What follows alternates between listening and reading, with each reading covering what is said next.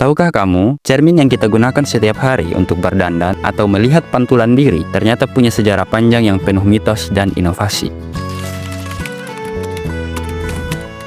Cermin pertama kali muncul lebih dari 8.000 tahun yang lalu di Anatolia, wilayah yang kini menjadi bagian dari Turki. Namun, cermin pada masa itu bukan seperti yang kita kenal sekarang. Cermin terbuat dari batu obsidian yang dipoles hingga mengkilap. Orang-orang menggunakan cermin ini untuk melihat pantulan diri mereka, meskipun pantulannya belum sejelas cermin modern. Pada masa Mesir kuno, cermin mulai dibuat dari logam seperti perunggu atau tembaga. Logam ini dipoles hingga berkilau untuk memantulkan bayangan cermin. Namun, karena sulit diproduksi, cermin menjadi barang mewah yang hanya dimiliki oleh para bangsawan. Menariknya, cermin juga erat kaitannya dengan mitos dan kepercayaan. Dalam budaya Romawi, cermin dianggap memiliki kekuatan magis.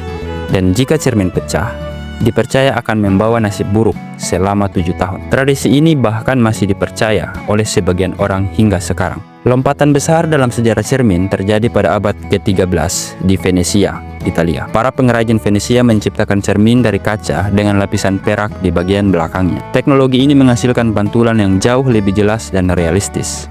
Namun, proses pembuatannya sangat mahal, sehingga cermin masih menjadi simbol kekayaan dan kemewahan. Barulah pada abad ke-19, produksi cermin menjadi lebih murah berkat inovasi di bidang kimia dan industri. Cermin mulai diproduksi secara massal, sehingga semua orang bisa memilikinya. Hari ini, cermin tidak hanya digunakan untuk melihat pantulan. Dalam dunia teknologi, cermin memainkan peran penting, seperti dalam teleskop, kamera, hingga laser. Bahkan, cermin cerdas atau smart mirror kini mulai digunakan, memungkinkan kita melihat pantulan sambil mendapatkan informasi digital seperti cuaca atau jadwal harian.